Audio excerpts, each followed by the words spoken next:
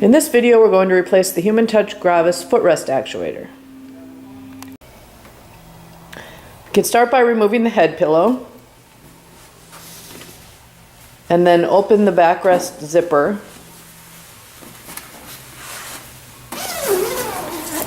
And then the inner zipper.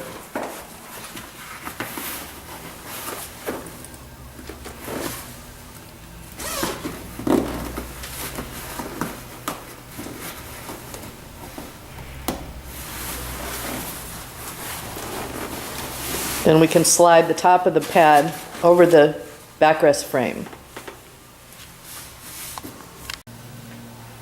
Next, we can use the buttons on the right-hand armrest to recline the chair and raise the footrest just enough to enable us to slide the body pad off the chair.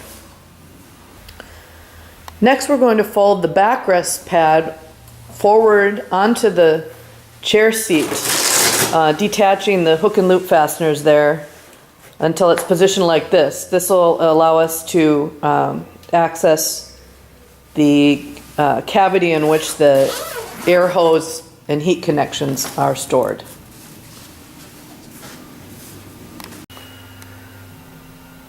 Okay, we're going to need a flathead screwdriver to make it easier to disconnect the air hoses.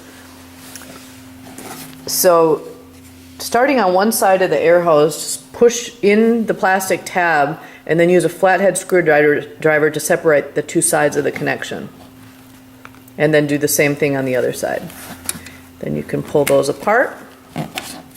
And then there's one air hose connector that's off by himself. You don't really need a screwdriver to disconnect that one. Just push in on both sides and detach it. And then standard connectors, find the connector release for the heat connections. Okay, then we can pull the cabling up through the hole in the canvas and continue to remove the pad all the way from the chair. There are additional hook and loop fasteners right at the footrest there.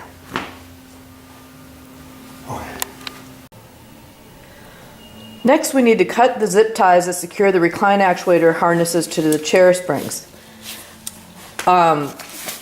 You can see there's one right here. However, we also need to check, because newer chairs have an additional zip tie securing the harnesses to the chair frame, as you can see back there. So there may be two zip ties you need to cut in order to release the harnesses. Next, we'll gently tip the chair onto its side so that we can more easily work on the underside. Next, we need to disconnect the footrest actuator connector from the main control module. You can see it's clearly labeled foot.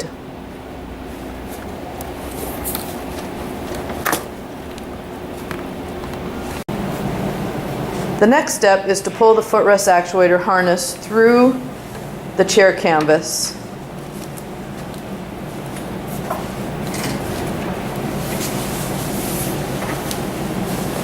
You can kind of guide it from the seat area. Use the buttons on the inside of the right-hand armrest or the remote control to raise the footrest up as far as it will go. This will just make it easier to work with the actuator. And then we're going to use a small screwdriver to remove the clips that secure the end of the hinge pins on each end of the actuator, and then pull the hinge pin out. Okay, then we can remove the actuator from the chair. Before installing the new actuator, make sure the two plastic bushings are in place on either side of the front end of the actuator. You can then align the mounting points on the actuator with those on the chair and slide the longer of the two hinge pin in front and replace a clip to secure it. And slide the shorter hinge pin at the rear of the actuator and replace the clip to secure it.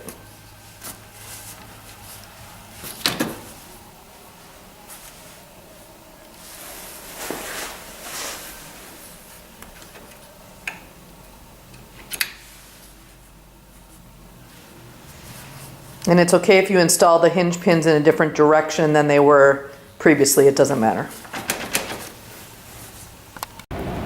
insert the cable connector into the canvas, and you'll note it will be routed this time on the side of the frame bar closest to you, where when you pulled it through, it was routed behind that frame.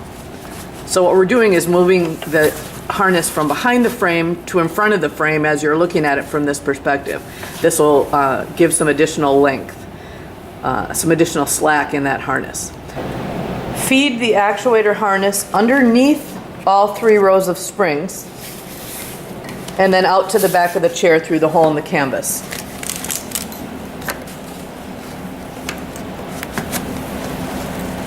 And pull the slack tight back there. Now we're ready to insert the actuator harness connector into the main control module. To do this properly, look for the notch on the connector, match it up with the notch on the main control module. It's important, otherwise you may bend pins trying to jam it in there. Push it firmly in, and then we can open the flap that's there so that we can zip tie the harnesses to the chair frame. Now the way we're going to do this is we're going to install 2 zip ties in a crisscross format, taut but not tight, because we're going to add some slack into those harnesses. But let's get the zip ties into position.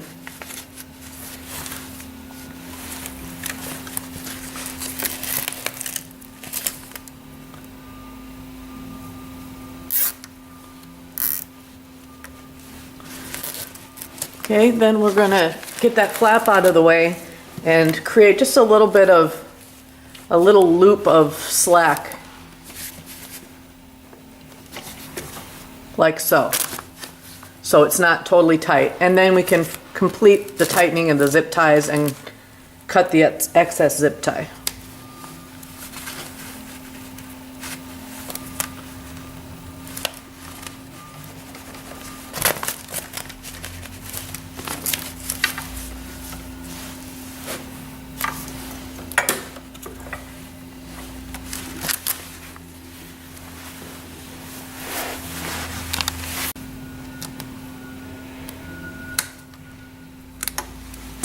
We can close the flap, pulling the canvas tight, and then return the chair to the upright position.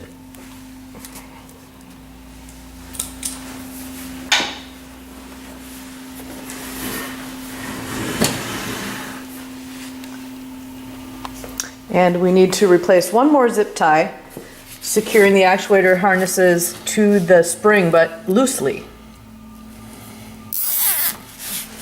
like so. Cut the excess zip tie.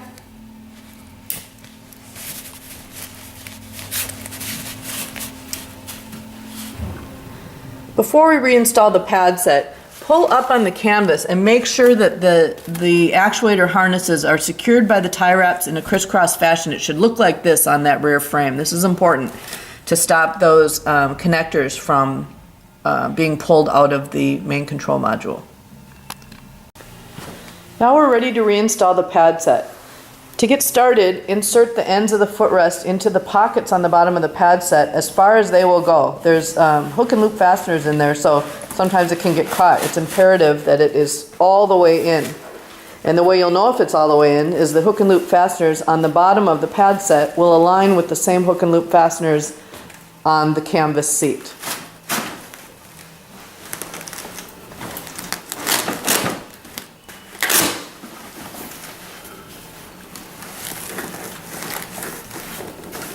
Like so. Okay, then we can feed the air hoses and heating cabling through the hole in the seat canvas.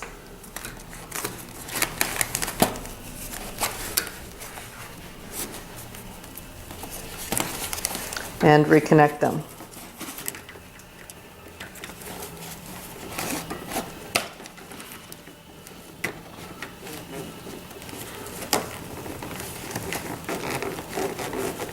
Make sure the side tabs are all the way through the corresponding And there's no gap. connector with no gap.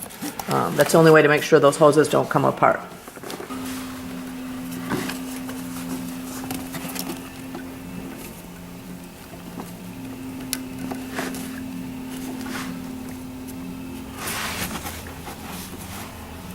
And all of this cabling needs to be beneath the seat springs.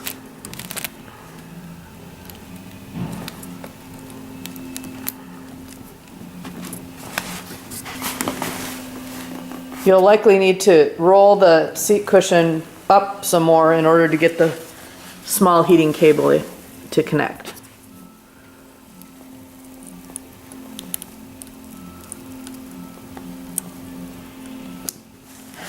Okay, then we can zip up the pocket in the canvas.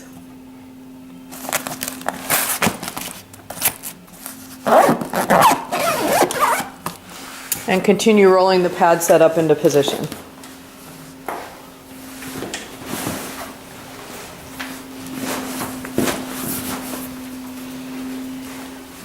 And we can tuck the headrest frame into the pocket at the top of the pad set, making sure that we have the inner flap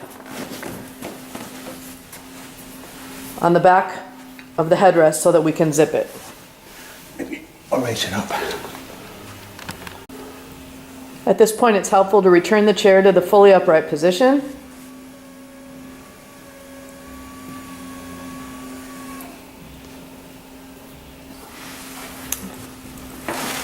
And then we need to zip that inner cloth flap. This is really important, otherwise the pad set does not hang properly in the back of the chair. So if the back of the chair pad set looks crooked, most likely this zipper was not connected.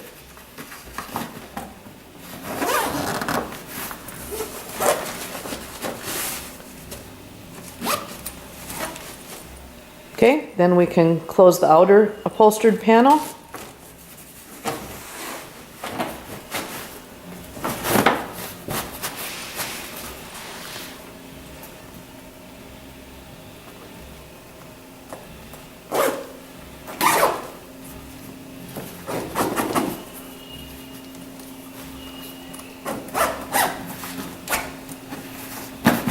And replace the head pillow.